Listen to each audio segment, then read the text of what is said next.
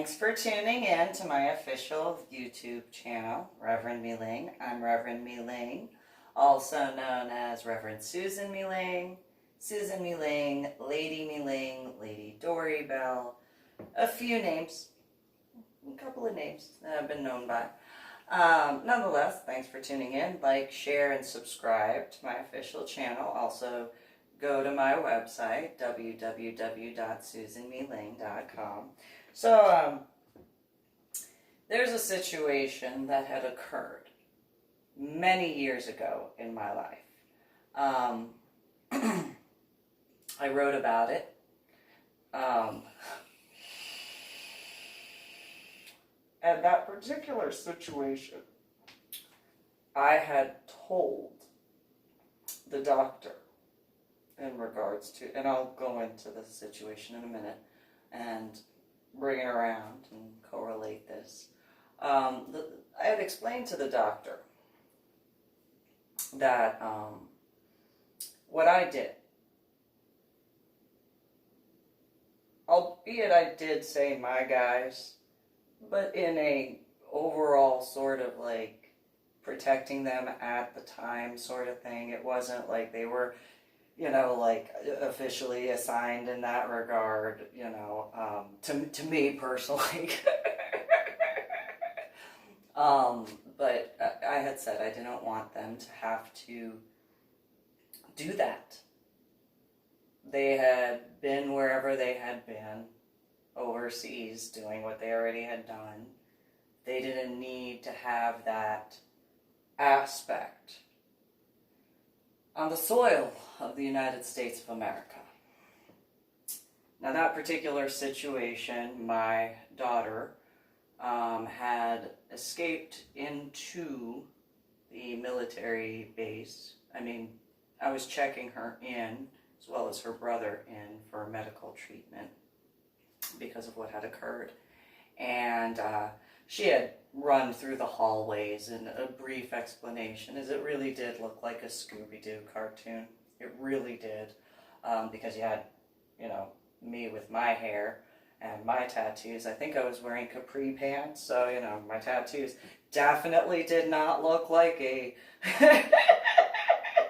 soldier.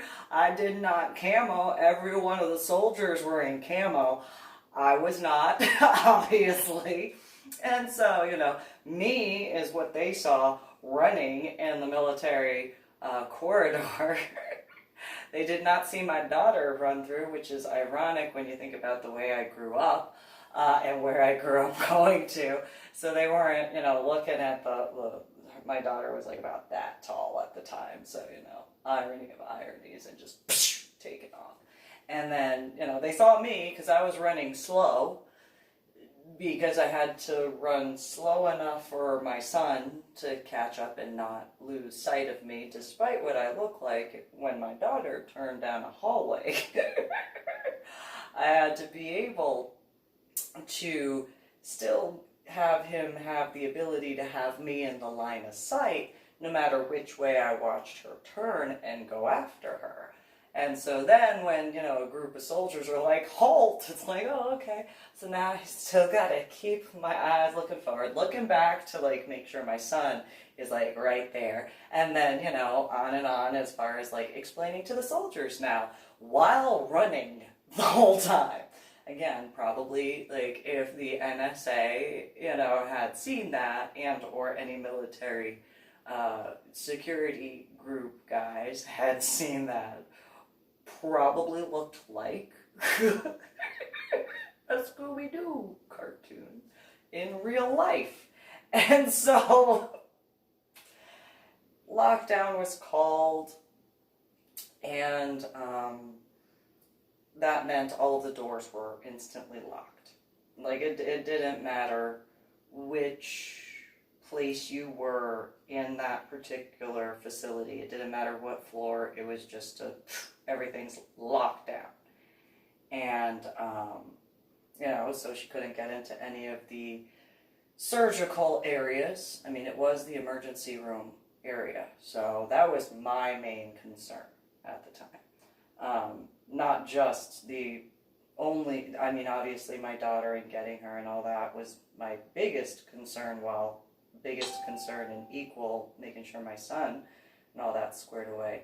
But in regards to the surgery aspect, if my daughter had gotten into anywhere, that, I mean, and it didn't even have to be surgery.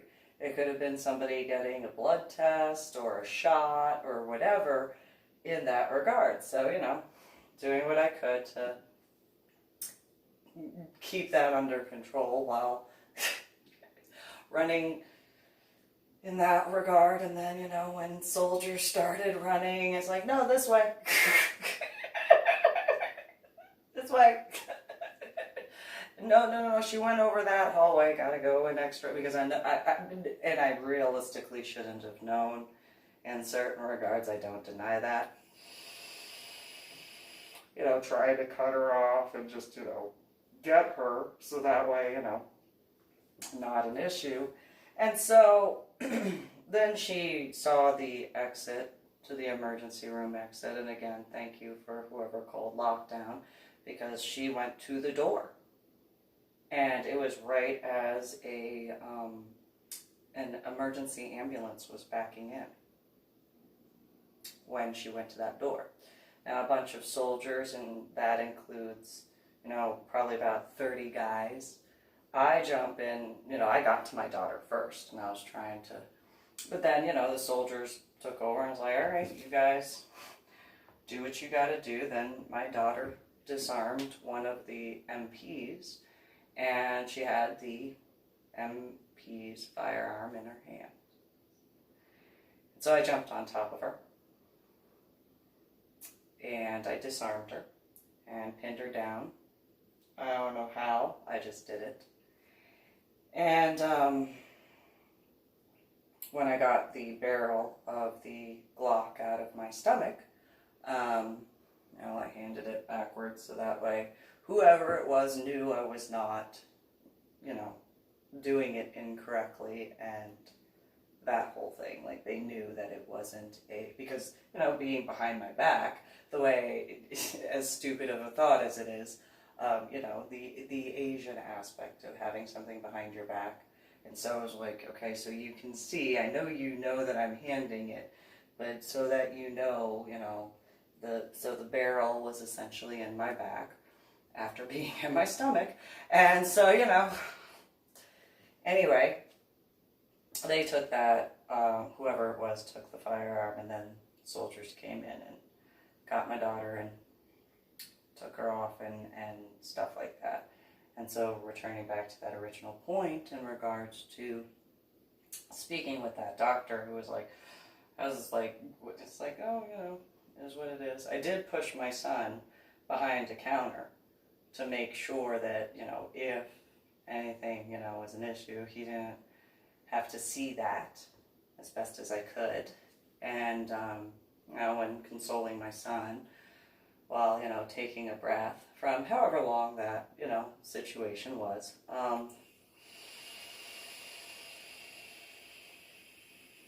The comment I made to the doctor was I didn't want guys having to do that.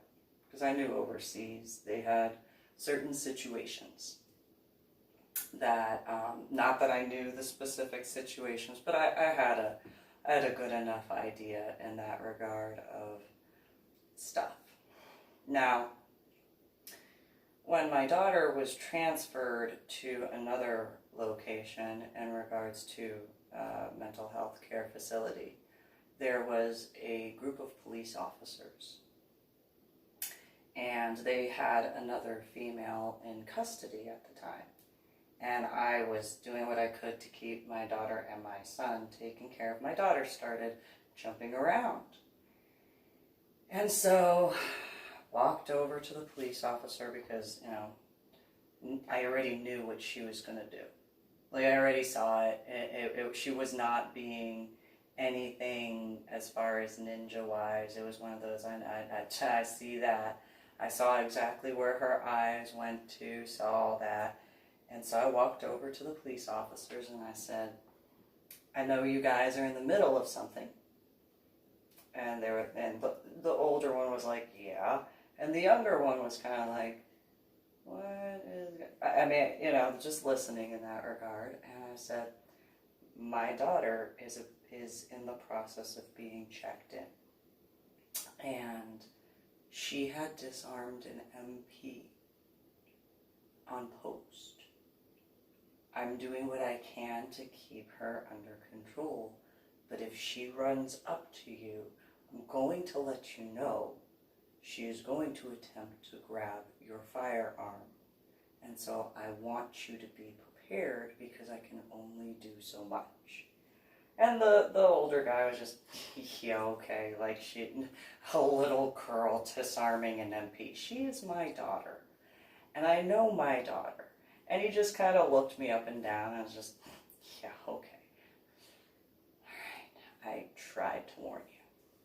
And so while both those police officers with that particular female who was in the process of being processed in, as well as my son, my daughter, who was my daughter was in the process of being processed in. However, my son being there with me while that whole situation was going on, doing what I could as best as possible, again, by myself. My daughter ran off, and the older guy was just, oh, and it's like, no. And so right when I went to go over where she was to get her away, she reached for his firearm.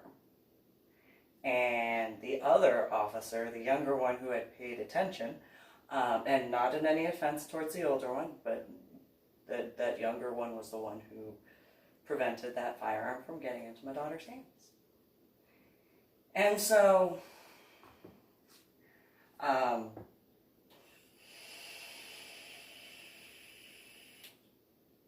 going to come around. It is. Those of you who have watched and heard prior videos, you know what I'm talking about. And so, I was glad they were able to keep that and not, lose control of the firearm. In that regard, got my daughter, put her back over, yeah, I told you no, that whole thing. And so, and she was laughing. She thought it was funny. I was like, that's not, and I was explaining to her, and there were other things going on because of what occurred in regards to the McCoy Elementary School Fort Worth Zoo field trip, as well as the prior treatment before that Fort Worth Zoo field trip where 3 adults lost my daughter at the Fort Worth Zoo who were volunteers, and she had been bullied the whole time, and none of the staff members wanted to listen to me at all. There were very few staff members who did, and by that time it realistically was too late because of what happened as far as the Fort Worth Zoo field trip. If they had listened beforehand, the Fort Worth Zoo field trip would not have had the same issues that year in 2010. And so, before all of that, in regards to Fort Sam Houston and the San Antonio NICS unit, I was speaking with my biological sister. She was complaining.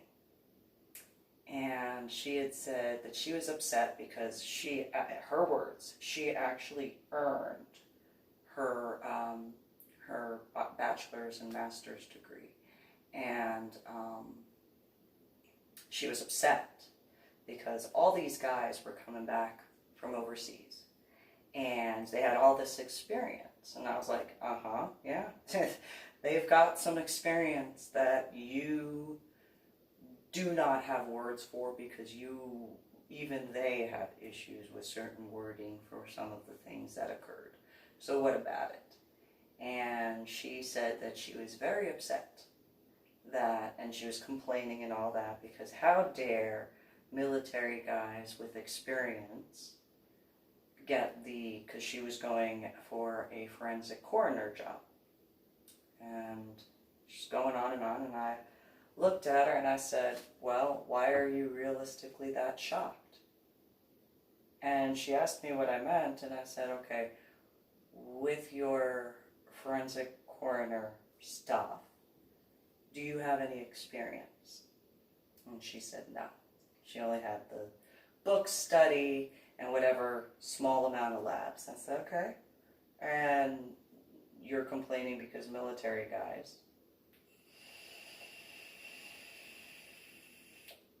are getting the jobs quicker. And she said, yep. And I said, why?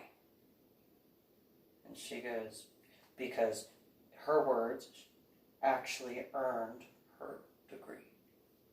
And I asked her, do you think that military guys don't have degrees that they earn? Do you not understand that after a certain rank they have to have a degree? And there are certain specializations as far as their job training where it is the equivalent of a degree for what they do because of certain things. And her response was, that doesn't matter. Actually, it does. It matters because those guys have actually been in situations in regards to the forensic coroner aspect. Those guys have actually been in situations where they have seen that in gruesome conditions. I mean, not saying anything negative in regards to, in reference of the civilian aspect, because there are, if you remember New Jersey and New York, you'd actually be able to have a reference point. However, if you take that into consideration, they have had to, for example, in certain locations, if they went and did a skydiving training and somebody didn't make it back to formation, those guys, whether they were forensic coroners or not, had to go and search the field. And her response was, well, what does that mean? That means it didn't matter whether or not they had a degree. They had to search the field for any possibility to find whoever it was that didn't make it back to formation. Her response was, well, that's not important. But it is. It is. Do you know why it's important? And she looked at me and she goes, no, what's so important about that? Okay, before I answer that question to you, if you were to see someone you knew that you cared about, whichever way you cared, how would you respond? And she said whatever her response was, and I said, okay. And so you would not be professional, is the realistic answer, correct?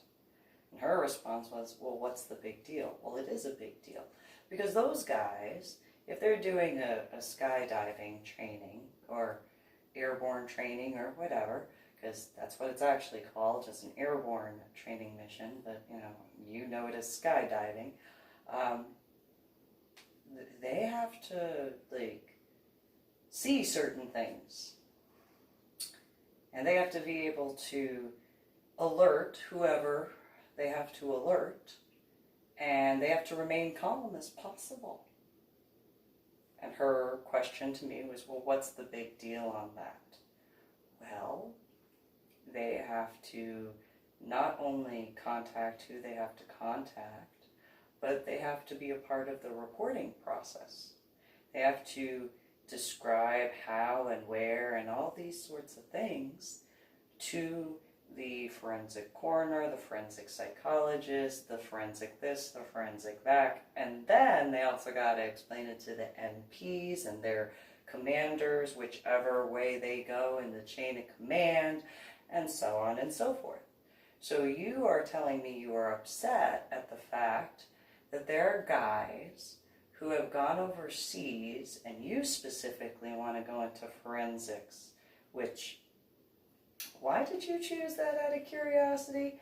And her response was because, she thought it was a high-paying job, which, by technicalities, yeah. However, you have to actually be able to do that. Not just get the job, but actually be able to do it. And so, not saying that there aren't former prima ballerina. She actually was the fairy plum princess or something, another in Swan Lake or whatever. Nonetheless, at least that's what I was told. I wasn't allowed to go to the performances in the state of Texas because, I was too much of an embarrassment to be at her. Even that, I couldn't even go to that in that regard of my biological sister. That was to the level of embarrassment that she thought that people in the artistic community would be disgusted with me being there. I don't know, maybe there's an artist or two somewhere who doesn't necessarily have the most, whatever as far as haircut and or color. I don't know, possibly. Other than myself. Nonetheless, my biological sister was that way. Same thing with my biological parents. They didn't want me there because, they didn't want me to embarrass them by being at a ballet production that my biological sister was in, because I would cause embarrassment to them because I look like I do. And back then, my haircut and hair color were what they are, a little bit longer nonetheless. Still, I didn't have the tattoos yet, just the haircut and hair color. That was all it took for them to be embarrassed. But realistically, they were embarrassed well before then. And so, that is what it is. So, I brought up, hey, have you thought about, these guys, not just with that example of the field, which I technically shouldn't know, because I didn't go into airborne training. I have a thing. I don't want to jump out of a perfectly good airplane. And, it's a personal thing. I understand if there's a problem. I just don't want to jump out of a perfectly good airplane. It's a personal thing.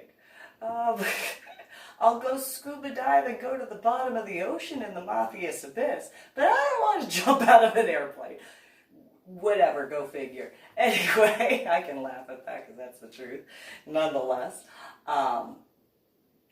when it came to that, I tried giving other examples. I said, so those same guys, not all of them, but some of those guys who have had experiences where they've had to literally do that. And my biological sister said, no, that doesn't happen. And I was like, what part don't you think happens? I'm confused at this point. And her response was, she didn't believe that if somebody jumped out of a perfectly good airplane, that the parachute wouldn't open, or there would be an issue, or that the guys would have to go throughout the field. And I went as far as, finding a finger here or a hand there, and she was like, oh, you need to stop. And it's like, okay, so you want to be a what? Wait a minute, hold on. You want to be a what? And you're freaking out just by the words coming out of my mouth. And she was like, yes, that's so gross. And I was like, so you want to be a what? And you're complaining about who? Going at what? As far as what? Maybe you should join the Peace Corps. or maybe you should do this or that. And I gave her a bunch of examples of different branches that she could go and join that would be able to give her some experience, some background, something that would give her a leg up. And she's, no, I don't want to do that. Why not? Because that's, her words was beneath her. Really? Really, do you understand that it actually takes quite a bit to succeed in that regard? Ugh, you're just saying that because you're patriotic. Those were her words. You are accurate. I am patriotic. There is no denying that. However, you want a job in forensic psychology and all that, which means you have to work with a coroner. And in order to do that, you have to be able to go to the scene of wherever and not contaminate the scene. Her response was, well, how would I contaminate the scene? So you know how you started getting ready to like throw up? She was like, yeah, just from the description. She goes, yeah, because that was gross. Okay, so you don't know what the smell is. You don't know what it looks like. You don't know this, you don't know that, so on and so forth, but you want to be a forensic psychologist. And you are mad that there are guys from overseas in regards to their military experience from the United States of America's Armed Forces who are getting the jobs before you. And her response, yes!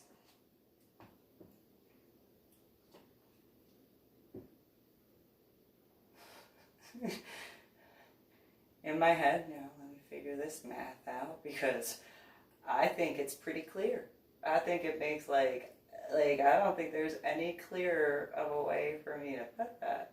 Okay, so I gave another example because, maybe it would like wake up, pay attention. And so, I went into, well, you don't know what burning flesh smells like. And then, ew, stop. Okay, and you want to do what job? And you are mad at who? For taking what job? Because what?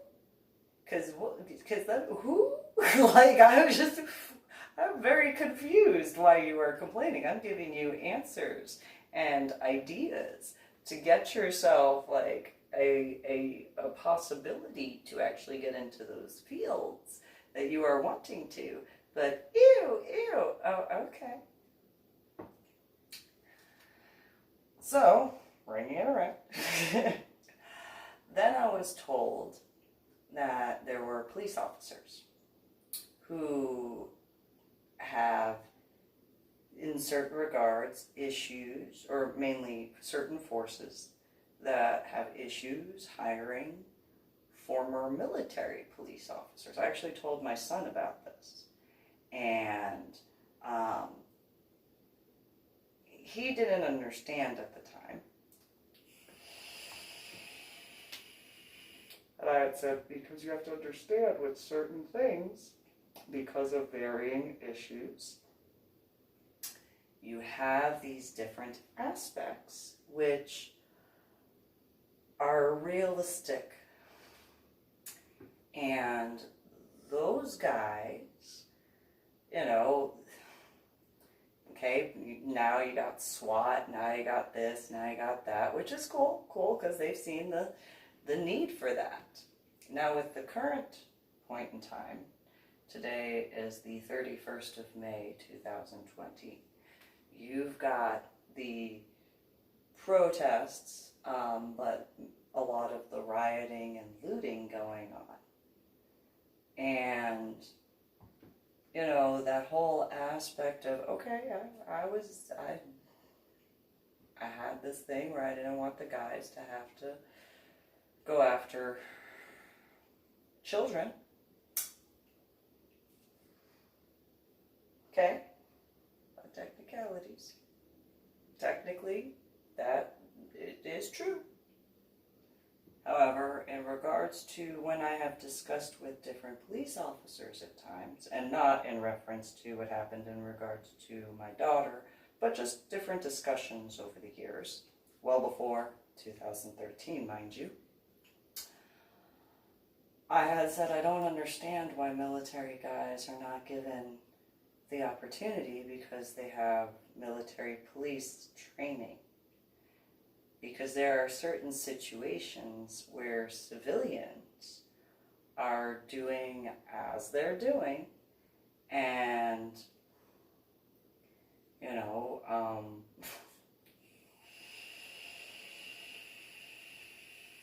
you truly do not want to find out what martial law is like. You really don't. You really, truthfully do not want to find out what martial law is like. And, you know, in regards to the civilians that were a part of those discussions.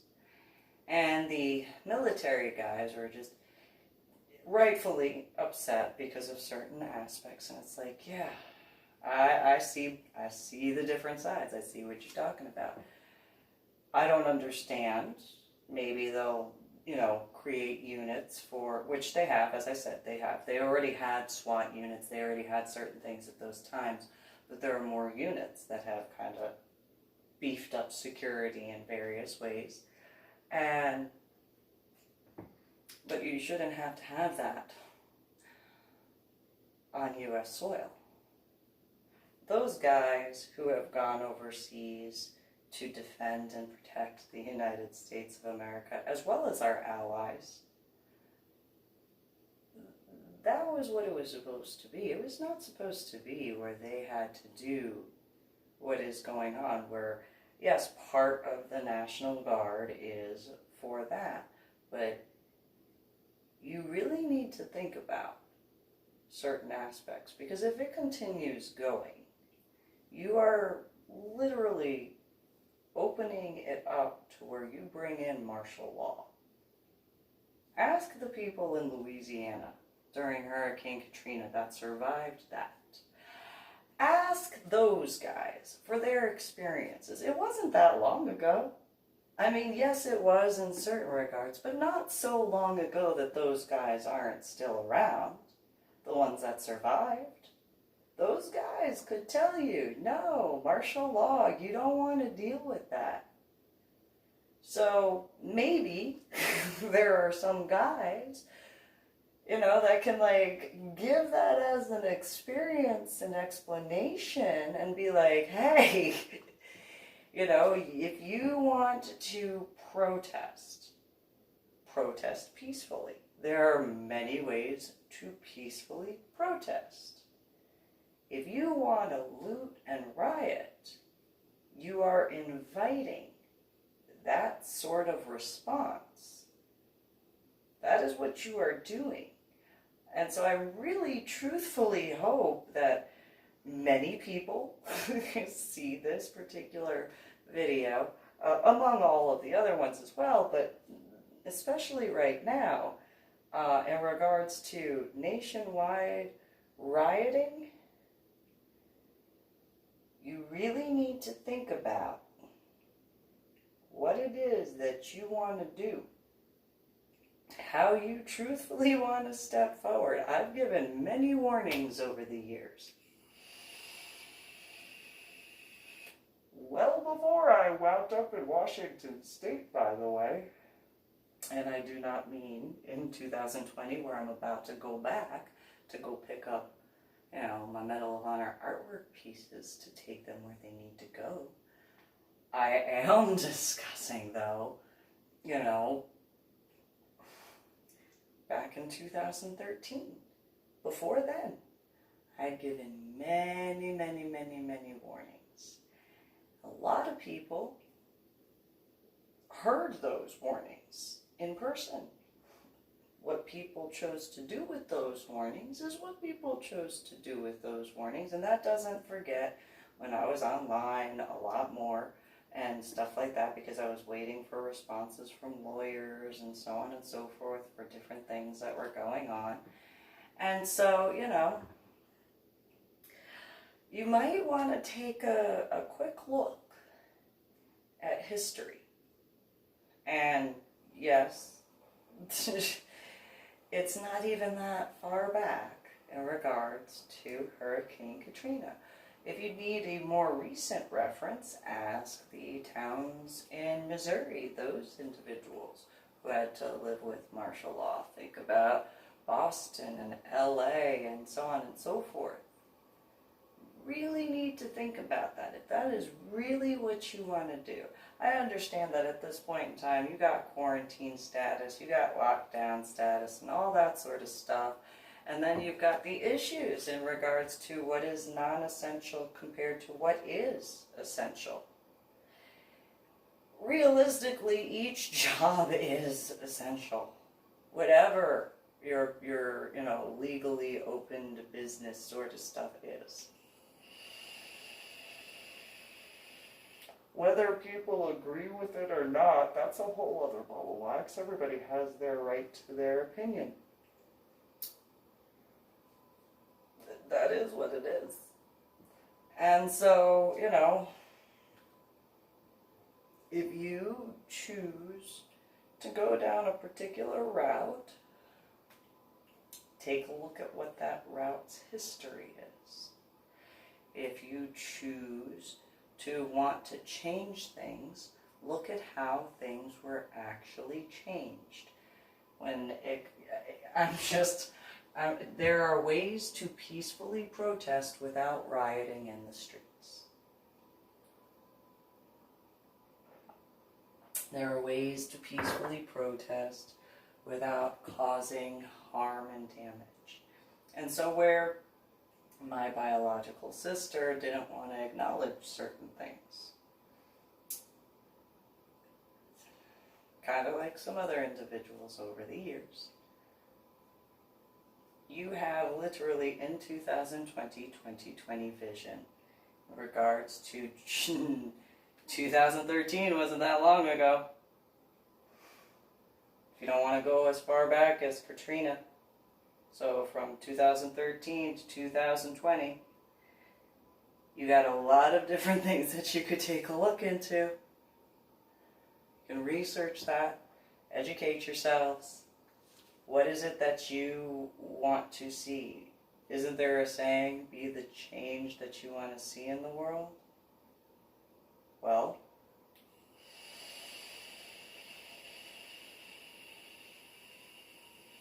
how do you want that change to be?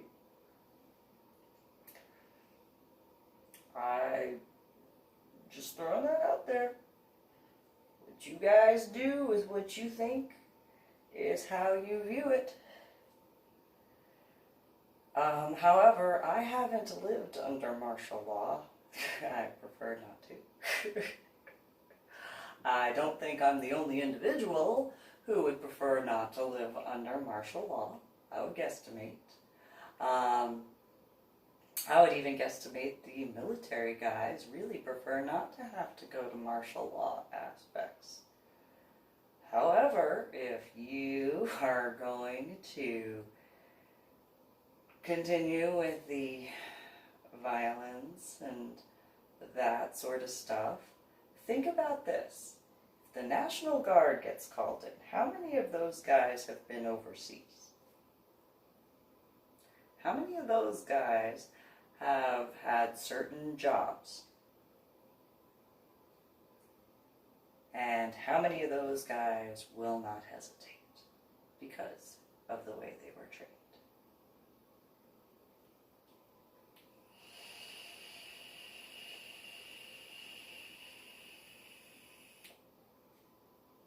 Just saying. Choice is yours. Make it wisely. I recommend it.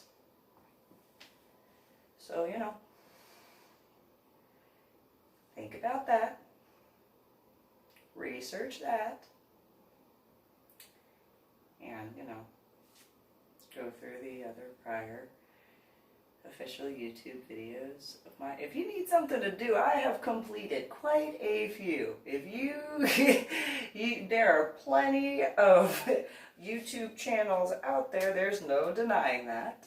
But if you really go ahead, there's plenty of official YouTube videos that I have completed on my channel, Reverend MeeLing. That can tie up plenty of time. And, you know, just saying, maybe think about certain things and maybe you can find some inspiration of what you want to change in a positive way in different regards. You know, I understand that most likely the individuals who caused problems to my Medal of Honor art project probably took video footage and or pictures of what they did. And so, you know,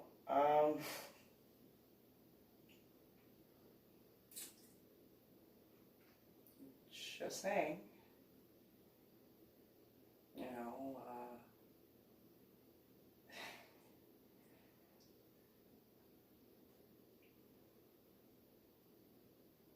there are many ways to change things in a more positive way to not have that issue. And there are many different forms of ways for you to think about different ways to make that positive change. Just say, you know, personal opinion. I'm sure there are others who can agree with that. Just throwing that out there. And there is a difference between peacefully protesting and rioting. And if you really think about it, and do take this portion into consideration, if you go winding up in like destroying businesses, who is going to actually make out with that? If you really think about it. I mean, you know, businesses, especially the bigger ones, insurance and stuff like that, who's actually benefiting in that regard? Okay, you get a few items here and there, get some of your aggression out. However, you know, with an insurance claim, the businesses only have to do that once per building, right?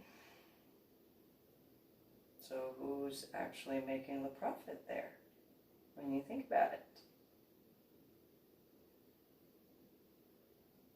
I think, hypothetically, in that regard, you can look at, you know, smaller businesses, mom and pop shops, if you want to peacefully protest against that sort of stuff, to assist them instead of causing damages. And even in the high-end districts, when you think about it, they obviously have to have insurance, right? And so, you know, granted, those businesses' insurance payments do have to go up. However, while I cannot tell a lie, I forget stuff. I have personal issues that I don't deny, nor have I hidden.